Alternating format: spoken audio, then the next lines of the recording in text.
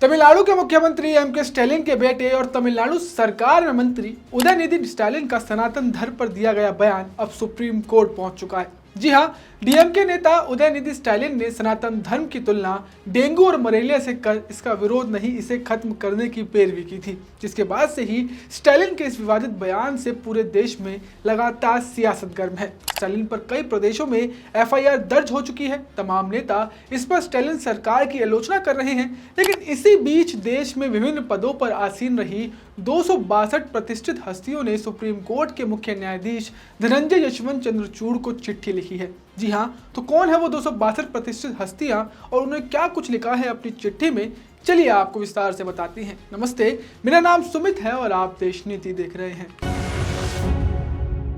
देश नीति, केवल सच्ची और पक्की खबरें। खुले मंच से सनातन धर्म की तुलना डेंगू और मलेरिया से करने और उसे खत्म करने की बात करने वाले डीएमके नेता उदयनिधि स्टालिन के बयान से लोग आहत हुए हैं। जहां भारत के 262 वेल नोन पर्सनैलिटीज ने भी सीजीआई चंद्रचूड़ को पत्र लिखकर उदयनिधि स्टालिन के भाषण पर स्वतः संज्ञान लेने का अनुरोध किया है। उन्होंने कहा है कि उदयनिधि द्वारा दिया गया नफरती भरे भाषण से समाज में सांप्रदायिक हिंसा भड़क सकती है, इसलिए इस मामले को अदालत स्वतः संज्ञान ले।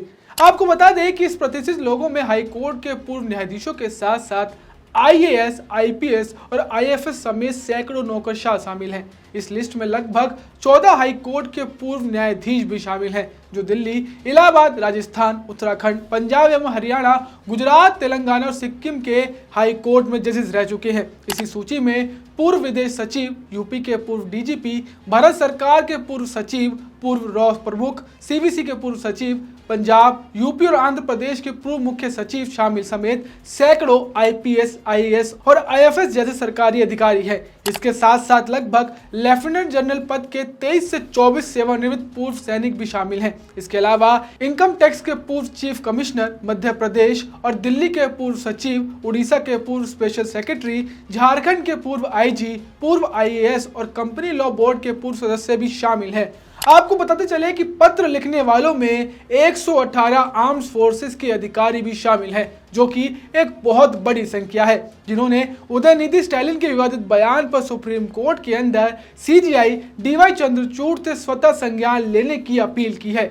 इन सभी प्रतिष्ठित लोगों ने सुप्रीम कोर्ट को भेजी गई अपनी चिट्ठी में यह लिखा है कि उदयनिधि स्टालिन ने सनातन धर्म पर विवादित बयान दिया और वह जानबूझकर इससे भी आगे बढ़े और कहा कि सनातन धर्म महिलाओं को गुलाम बनाता है और उन्हें अपने घरों से बाहर निकलने की अनुमति नहीं देता है।